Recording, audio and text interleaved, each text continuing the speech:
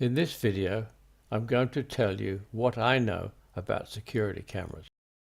There are people that know more about security than me, but unless you buy their security systems at 5 or 6 times the price than you can buy them on eBay, they will not support you, nor will they guarantee warranty unless they do the installation at extra cost. It's just business. This video is for beginners who want to buy and install their own basic system at a far better price. There are plenty of camera systems on eBay to choose from.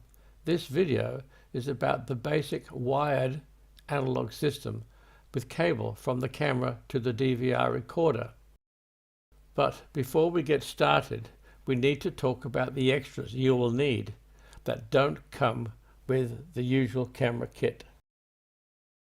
The first item is a 500 gigabyte or terabyte hard drive. Don't buy a kit with the hard drive installed. Better to purchase your own, save money while choosing a good brand. Next is an extender power board. Next is a 15-pin D-plug cable for an old monitor and an HDMI cable for a modern TV, monitor or computer. And lastly, if you want to communicate with a modem or computer, we need an RJ45 cable. Now we can start on the camera kit. First, unpack and spread everything onto a table. Then unpack the individual boxes.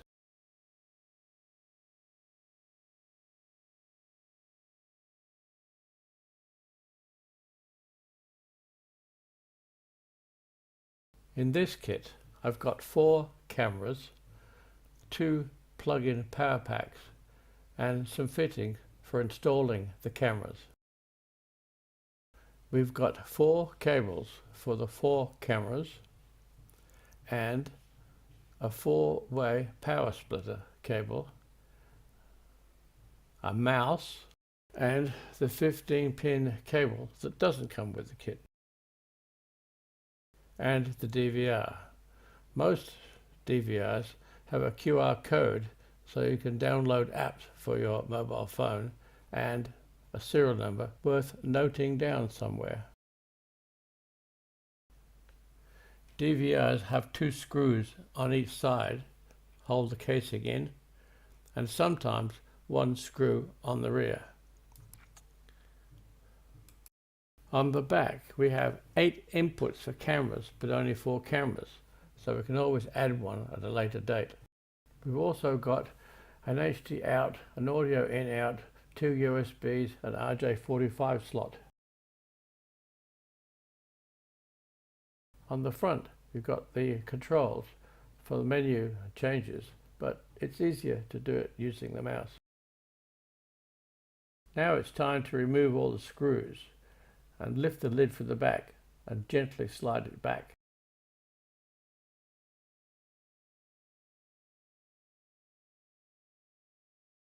What we are interested in now are the 2 loose cables.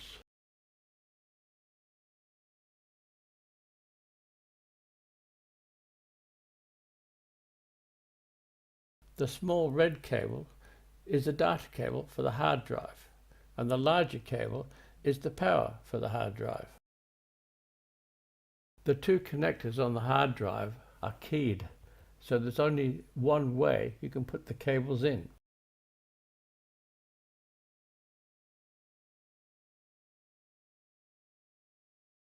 So turn the hard drive over and gently push the connectors on.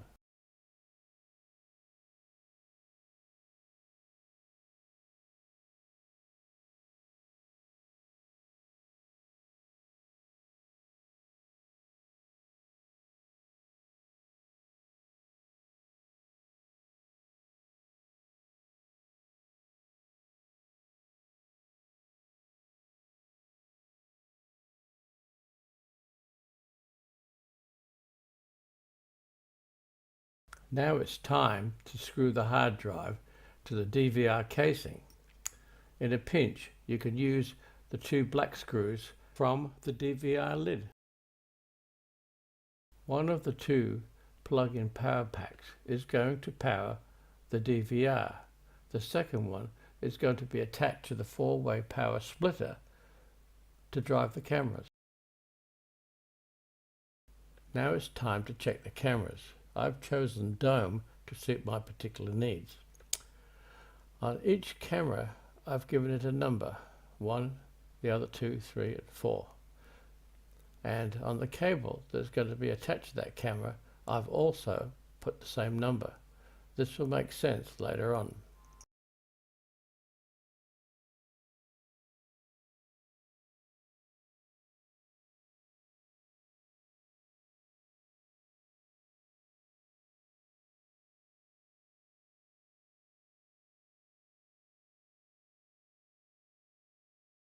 The camera has two connections coming from a single cable. One is the power cable and the other is the BNC cable for the video.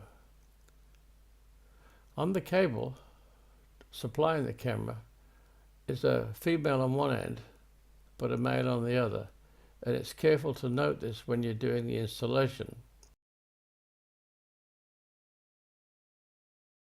It might sound stupidly obvious, but I've known people who have gone to great lengths to install all their cables through the roof, through the ceiling, everywhere, and then suddenly find out they put the cabling ass about.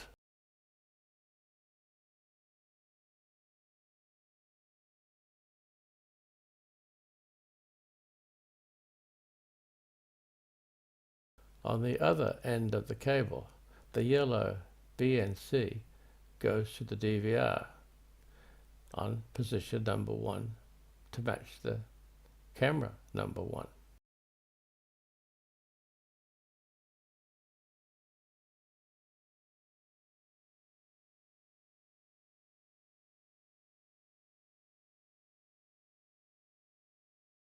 This female power socket is now connected to the four-way splitter cable, and the four-way splitter cable is connected to the plug-in power pack.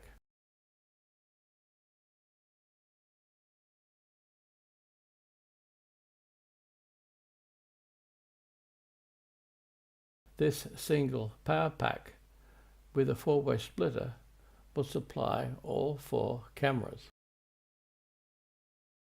1, 2, 3 and 4.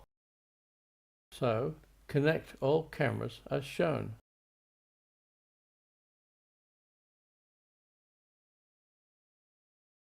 I'm using a 15-pin D-plug monitor, so it's time to connect that to the DVR.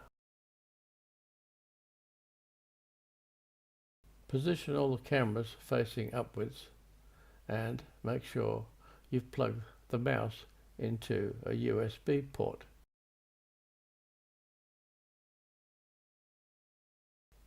Now it looks like everything's ready. We've got the 2 power packs plugged in, one feeding the DVR, the other feeding the 4 cameras. It's time to turn on the power.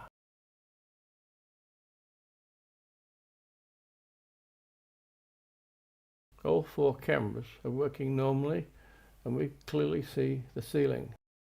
Note that all 4 cameras are in color. Now the top left screen has gone to black and white. This is because I've reduced the light to that camera. It's switched on its infrared LEDs and gone to black and white. Test this by bringing your hand down over each camera in turn. As the light is reduced, the camera will switch to night vision. The screen image of your hand will then switch from color to black and white. If all cameras respond to this, then the day-night test is okay and complete, and you're ready to install your cameras into their selected locations. By right-clicking, we can bring up the DVR menu. Normally, the top line main menu and the shortcuts below it are accessed once the cameras are in place, but for this video I will explain them now. First, we'll click on System and go through its sub-menus. In general, we can set the date and the time, and we can nominate how we want the date. The separator, we can nominate 12 hours. We can set the language, whole range of languages available, and we can nominate overwrite. This decides, do we overwrite the hard drive with old files, or do we stop recording once it gets full? The next one is the drive number. Next, we can choose PAL Australian or NTSC American TV output system, then auto logout in minutes, and finally our DVR name and do we want the guide on or not. Next, we jumped to GUI display. The first section allows us to decide what information we want to tack onto our video feed. Transparency allows us to decide the transparency of the menu box.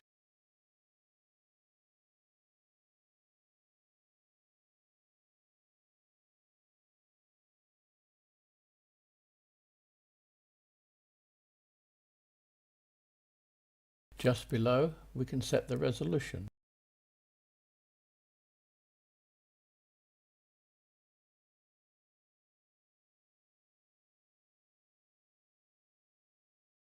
Encode video out, I think, allows you to choose what channel you want this information imprinted on.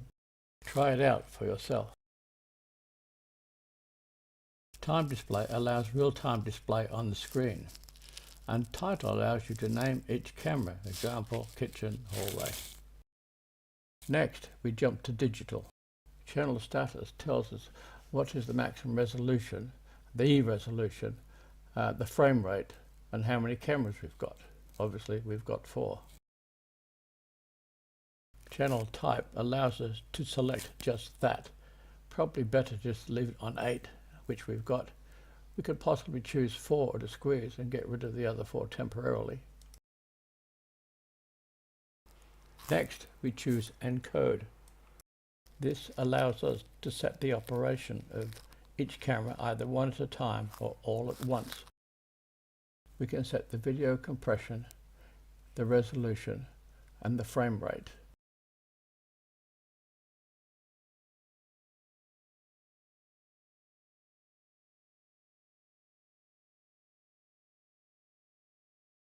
Here we can choose constant bit rate or variable bit rate. Simply put, constant bit rate offers faster processing, while variable bit rate offers better optimization. I recommend variable bit rate, quality high, and leave the other settings to default. Ignore the right-hand column unless you have audio on your cameras.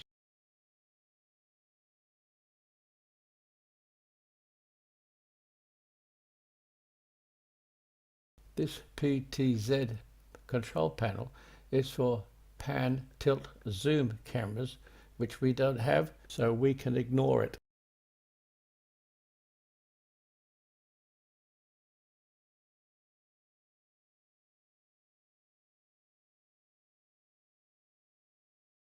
The next icon is network. This is the IP address of your DVR, and the rest are default settings. They should work just fine. To make things simple, just take a picture of this page for later, just in case they don't work, and we'll come back to this later.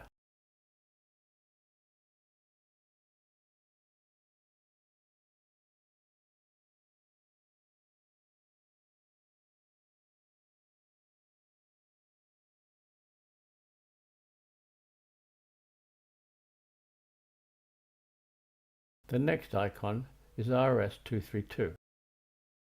This allows you to adjust the settings of your 2 RS-232 ports, one of which your mouse is plugged into. Unless you have special communication needs, better just leave the default settings as they are. Next, we open the net service icon. This panel is for wireless network settings. It allows for the settings of point-to-point protocols over internet, the NTP server, dynamic domain systems, plug-and-play protocols, and real-time sharing protocols, not to mention Wi-Fi email settings. Unfortunately, my knowledge of all these settings is sketchy at best.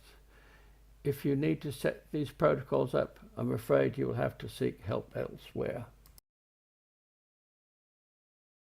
The next icon is Tour. This panel basically allows you to select how you would like your camera video displayed onto your monitor. Individual screens, cameras, 4x4, or all 8 or 9 displays at once, and the time settings for these changes. Here I show a couple of examples, but it's better you experiment with this panel for yourself.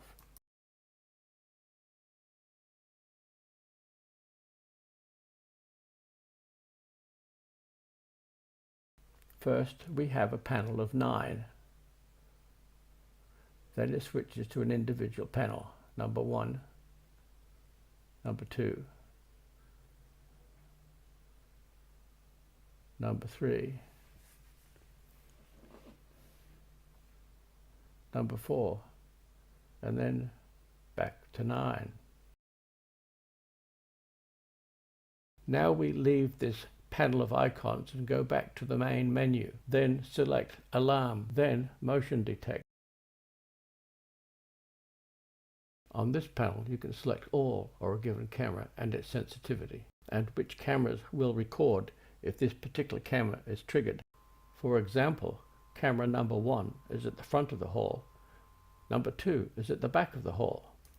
Camera 1 is triggered but sees the intruder's back, while camera number 2 at the other end of the hall sees him approaching. To set camera number 1 trigger area, tick Enable and then Region and then click Set. The area in red will trigger the camera to record. The area in the clear will not. Of course, the camera should be in its set position. If the camera was moved even slightly, you'd have to come back and go through this routine again. You can use the mouse to spot individual squares or wipe the mouse to clear complete areas.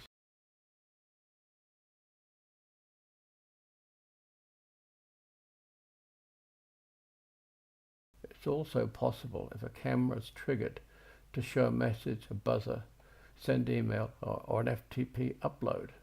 There's also an advanced drop-down menu with extra functions.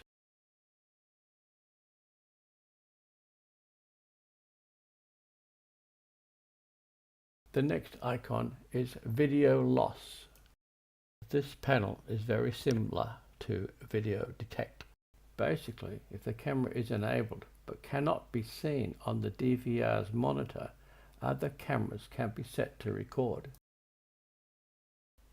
The next icon is Video Blind. Basically, if the camera is enabled but blinded by spray paint, etc., other cameras can be set to record. Something else to mention at this point: all these panels with periods set can be programmed not to carry out their enabled function from this timesheet that has the day, the date and the time. This is for cleaners, delivery, work people to come and go without being recorded. Next is Anomaly. When enabled, if there's an event like a disk failure or communication failure, it will show message or buzzer.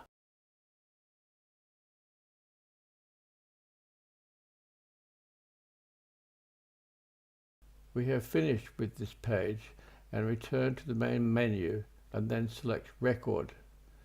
This page has 3 icons. Select Record. This page allows you to set up camera operations for individual cameras or all at once. A simple example would be that on camera 1 on Wednesday, I want the camera to record for 2 minutes every time it's triggered, and by selecting schedule I can nominate periods. Say on period 1 I set time from midnight to 9 to trigger on detect. Then in period 2 I set from 9:01 AM to 2 PM on regular. Finally, on period 3 I set it from 2:01 PM to midnight to trigger on detect again. 4 period settings can be made over a 24-hour period. The next icon is playback. This panel is the most complex yet most versatile of all the panels in the software package. On the top right of the panel, make sure you are set to read write on your hard drive and the video button is on. The calendar below allows any date to be selected and the video on that date to be viewed. The panel below allows you to choose what cameras are to be shown on the 4 display panels. The 2 little icons on bottom right allow you to swap the options on this right-hand panel. On the very bottom of the screen you can stop playback or select sync mode, which allows video captured at different times to appear in sync. Further along you can select all, regular alarm, and manual to choose what playback videos you want to see. At the far bottom right you have the option to select time zones for the information on the 3-bar timeline just above it. Above the 3-level time bar are a selection of controls for pause, go forward, backward, etc., and an icon at the far right of these that allows you to give a name to a given file. The video files on my hard drive are very limited, but I'll try and show you what can be done.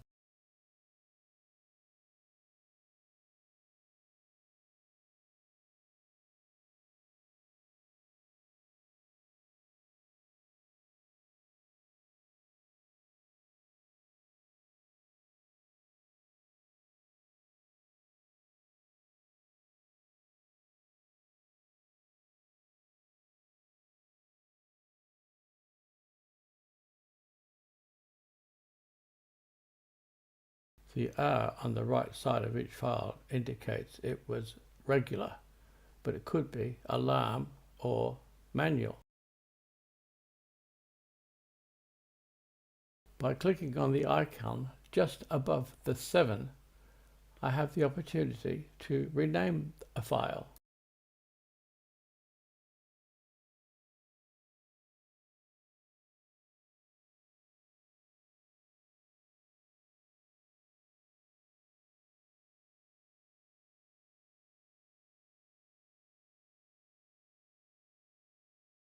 The next icon is backup.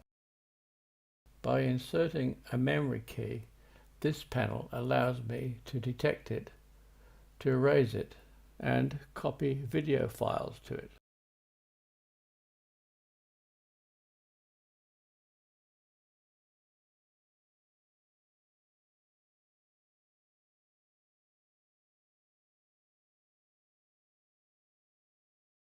Not only can we set the start time and the end time, we can set what type of files we want to download.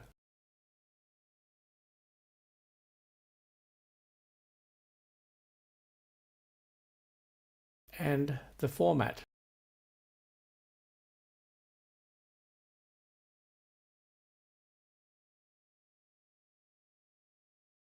The next icon is Advanced. Then select HDD Manage. This panel will allow you to set up your hard drive. Make sure it is set to read write if this is your working drive. It is possible to have 2 drives, one being a USB plug-in. Therefore, you need to make sure you select the right drive from the list. If you have both an internal and an external drive, you can select one of them to be read-only. Same thing here. If you have two drives, you can set one to be redundant. Make sure to format your hard drive when you make your installation. Do another format on your hard drive when it gets to 85% full, just to keep it nimble. Try a recovery if you have problems with the hard drive. You might be lucky and save valuable data.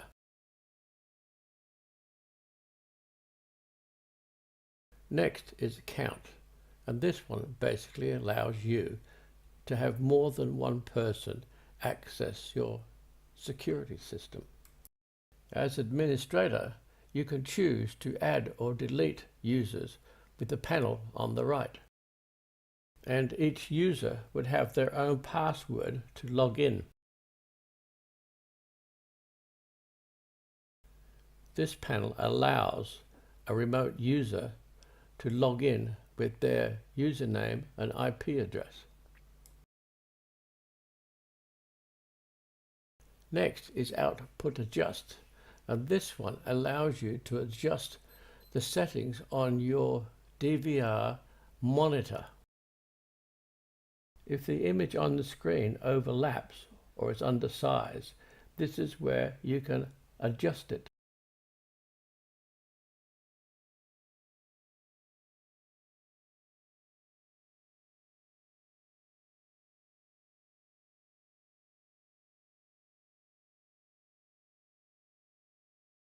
It's also possible to adjust for brightness, contrast, saturation, and hue.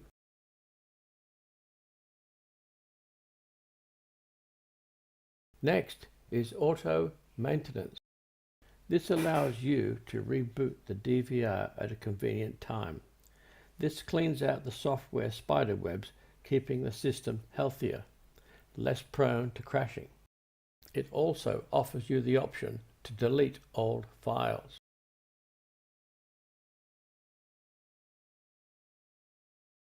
The next icon is Restore. If you've been experimenting with panel settings and made a mess of it, this is the page to come to. By ticking a box and then OK, you restore the panel back to default settings. The next icon allows you to upgrade your software. But if you have no experience, it's better to leave this one alone.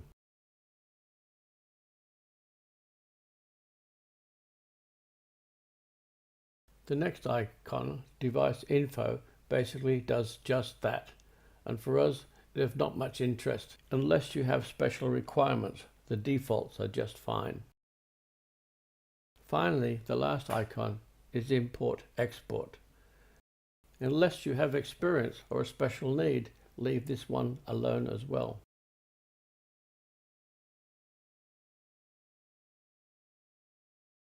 The next icon is Info. The HDD info is about the hard drive and tells you its capacity and how much of it has been used. Clicking on the BPS icon will tell you in kilobits per second how much data is coming in from your cameras. Note that on 5, 6 and 7 there's hardly any data at all, just noise, because we have no cameras there. The log icon is a useful tool as it shows everything that's happened to our DVR. Everything from shutdowns, reboots, login, and warning of no bitrate. It's also possible to clear all logs by hitting the remove icon.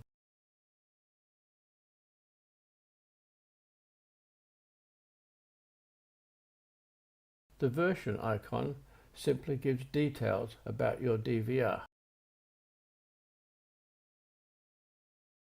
The very last icon, Logout, gives you 3 options: Logout, Shutdown, Reboot.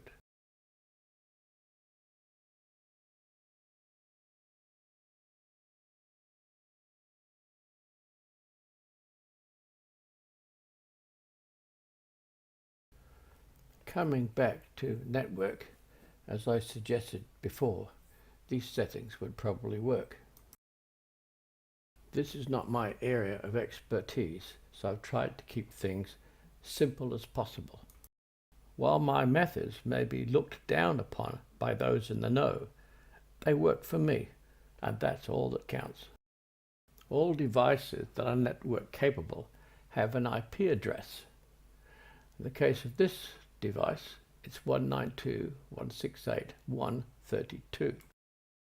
To simplify this for myself, I think of it as country, city, street, and house number.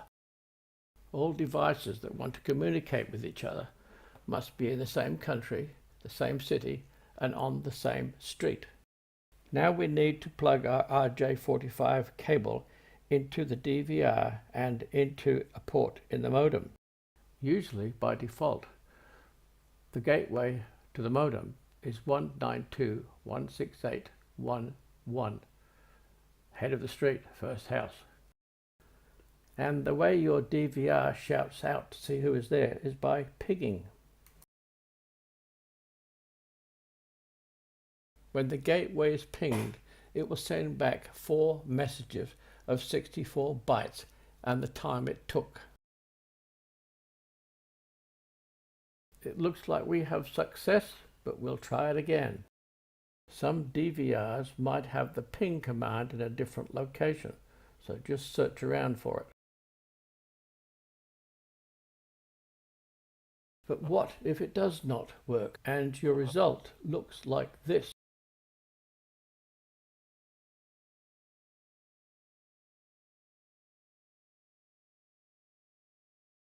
Simply put, you've got your RJ45 cable in place, but you're not in the right street. And to do that, you need to know what the gateway is. 95% of all gateway streets are either 1 or 0. So change the street number on the gateway and the IP address to 0. So the gateway would be 192.168.0.1. Same for the IP address, 192.168.0.32. If all works now, you're good to go. If in the unlikely event you get a conflict error, it means some other device is already using house 32. So just change the number, say to 29. If it's still no good, check the RJ45 cable by checking the lights at each end at the DVR and the modem to see they're flashing. In the super unlikely event it still does not work, we need to find our gateway address. In Windows 10, right-click the window icon, then Run, and then typing CMD and OK. When the DOS prompt pops up, type ipconfig and press enter.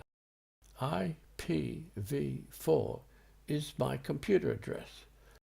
In Windows 7, click on the Windows globe, then enter Run, then CMD, and then the same as Win10 ipconfig.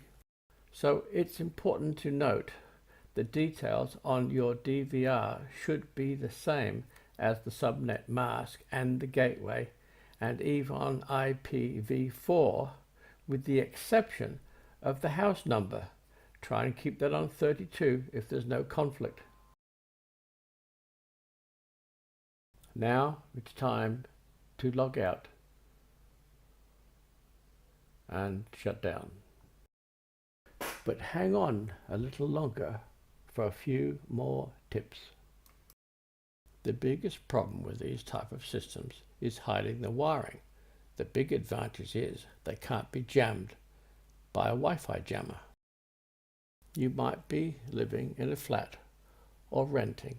How do you install everything without causing any damage? I found pressing a dot of superglue into the bottom of the cornice and then pressing the wire into it worked fine.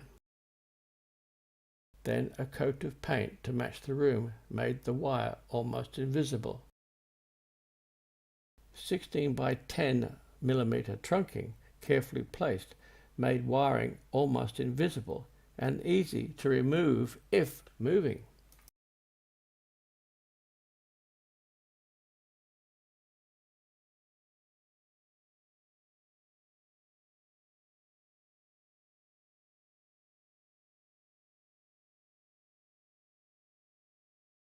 Finally, don't lay your camera cables alongside power cables or fan motors, etc., or you will get a herringbone pattern of interference on that camera.